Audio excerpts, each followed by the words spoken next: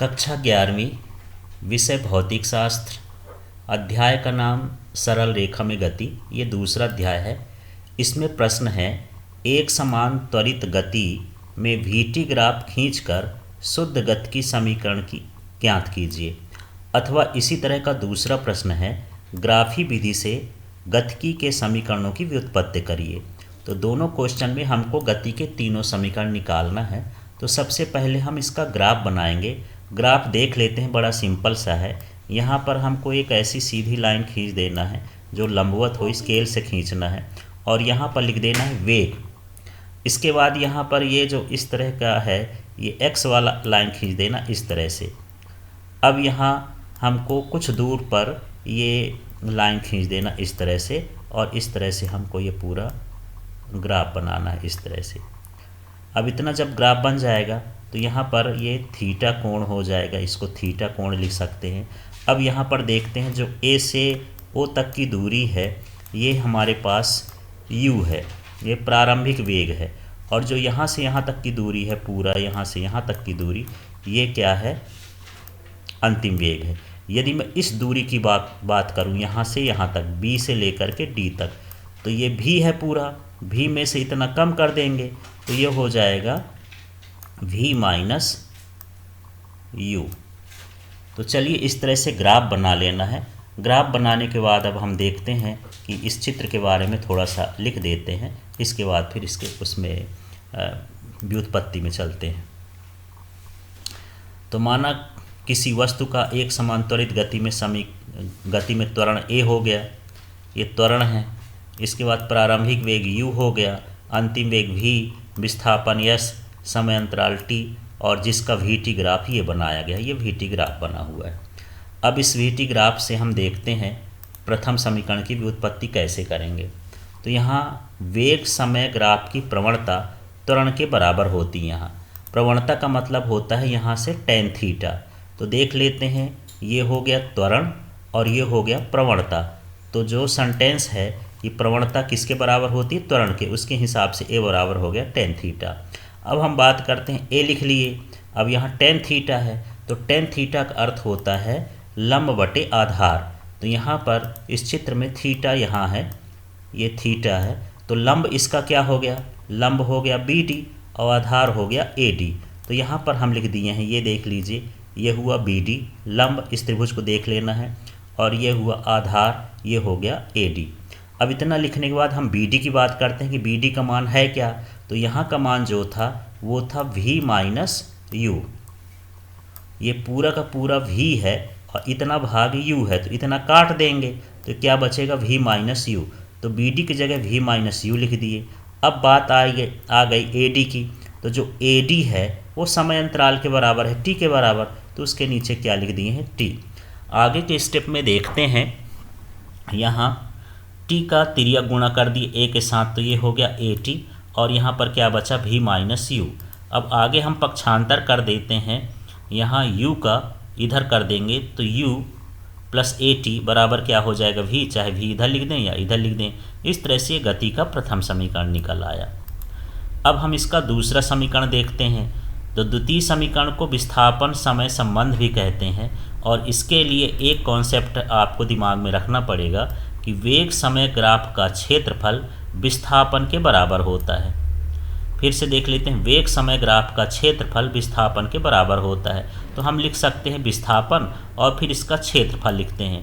तो चित्र में फिर से चलते हैं, एरिया चतुर्भुज AOCD। तो इसमें ढूंढते हैं AOCD कहाँ है, ये है AOCD, ये वाला जो है, ये वाला देख लेते हैं फिर से, ये AOCD, इसका क्षेत्रफल इतने का, एक क्षेत्रफल ये हो गया और दूसरा हो गया त्रिभुज ABD का क्षेत्रफल, ये क्षेत्रफल, और ये दोनों का क्षेत्रफल मिला करके इसका क्षेत्रफल मान लेते हैं, इसका क्षेत्रफल मान लेते हैं। दोनों का क्षेत्रफल मिला करके किसके बराबर होगा, विस्थापन के बराबर होगा। तो यहाँ पर अब देख लेते हैं, ये विस्थापन को हम क्या लिखे, S, और ये इसका क्षेत्रफल चतुर्भुज का क्षेत्रफल था, ये दो त्रिभुज का क्षेत्रफल है, दोनों को क्षेत्रफल मिलाएंगे तो ये विस्थापन के बराबर हो जाएगा। अब इसमें जो है, जो चतुर्भुज का क्षेत्रफल होता है उसका सूत्र होता है लंबाई गुणे चौड़ाई। तो ए ओ इंटू ओ सी। तो फिर से अब हमको चित्र देखना पड़ेगा। तो चित्र में देखते हैं, ये हमारे पास चतुर्भुज है।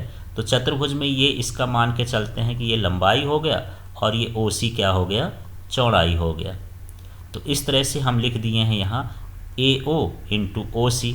फिर यहाँ प्लस लगा है तो यहाँ प्लस लगा दिए हैं। फिर इसके बाद त्रिभुज का क्षेत्रफल, तो त्रिभुज का क्षेत्रफल होता है 1/2 आधार गुणे ऊंचाई। तो चित्र में चलते हैं इस त्रिभुज में, ये है ए बी डी, ये है, तो आधार इसका क्या है ए डी और ऊंचाई क्या है बी डी। तो इस तरह से यहाँ पर हम लिख देंगे 1/2 ए डी गुणे बी डी।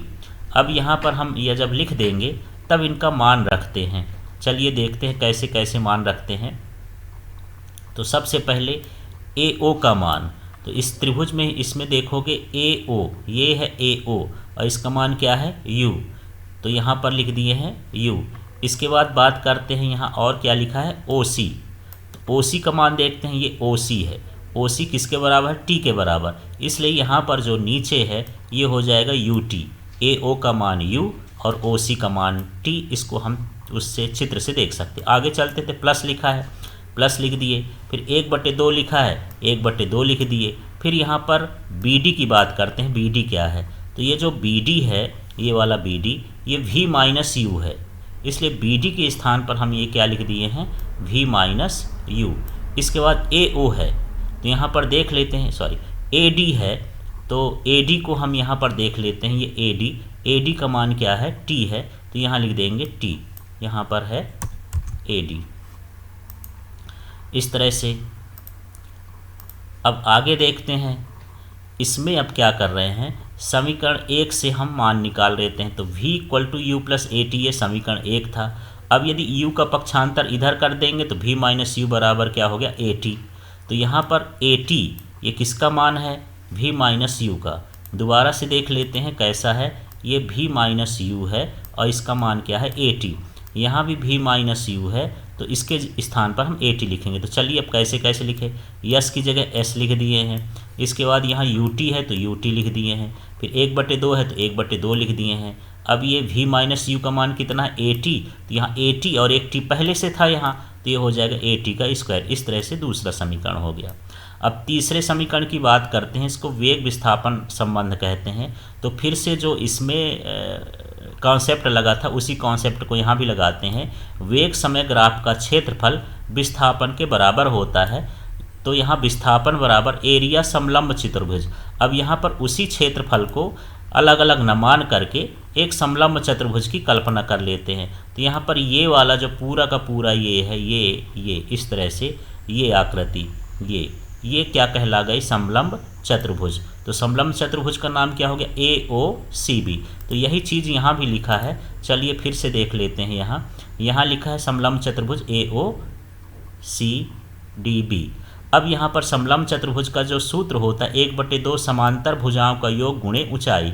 तो चलिए इसमें समांतर भुजाएं ढूंढ लेते हैं। तो ए ओ, ये जो त्रिभुज बना है, चतुर्भुज बना है, इसमें समांतर भुजा क्या हो गई ए ओ और साथ में हो गई बी सी। तो ये हो गया ए ओ और प्लस बी सी, और इसकी ऊंचाई ये कहलाएगी ओ सी। तो यहाँ पर लिख दिए हैं यही ओ ए प्लस बी सी, ये समांतर भुजाएं हो गई और ऊंचाई क्या हो गई ओ सी। ये हमको चित्र से देख लेना है।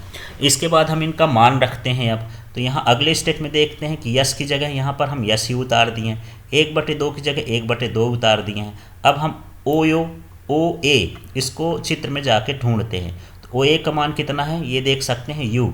तो यहाँ पर ओ ए के स्थान पर हम क्या रख दिए हैं यू। फिर ये प्लस लगा है, फिर इसमें क्या लिखा है बी सी। बी सी को फिर ढूंढते हैं इस चित्र में जाके। तो यहाँ पर देख लेते हैं, ये जो बी सी है यहाँ से यहाँ तक की जो पूरी लेंथ है वो क्या है वी है। तो बी सी के स्थान पर हम क्या लिखेंगे वी। इसके बाद यहाँ पर जो है ओ सी है, तो फिर से ढूंढते हैं ओ सी क्या है, ओ सी टी है। इस तरह से यहाँ पर हम क्या लिख दिए हैं टी। अब हम समीकरण 1 का सहारा फिर से लेते हैं। तो समीकरण 1 में क्या है, यहाँ समीकरण 1 में v = u + at है, तो t = v - u/a हो जाएगा। इस तरह से पक्षांतर कर देंगे, t निकालना है तो v - u/at। अब यहाँ पर जो t है उसकी जगह पर ये मान रख देंगे v - u। अब इसका गुणा कर देंगे तो ये हो जाएगा v² - u² 2a, 2a का गुणा कर देंगे तो 2a = v² - u²। इस